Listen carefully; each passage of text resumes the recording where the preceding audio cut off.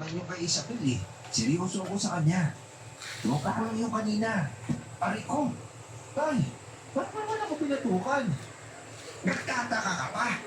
Ayoko mga himasok sa relasyon mo ha. Pero hindi naman tama ang ginagawa mo. Yan ba ang tinuro ko sa'yo? Paglaruan yung mga feelings sa mga babae.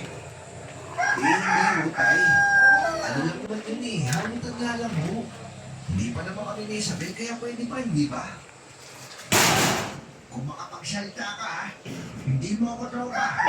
Tatay mo ako, umayos ka, ha? Huwag mong pagsasamay sa akin ng mga babae. Respeto mo sila. Hindi sila mga laruan iyo. Ipakita mo dun sa nililigawan mo na seryoso ka.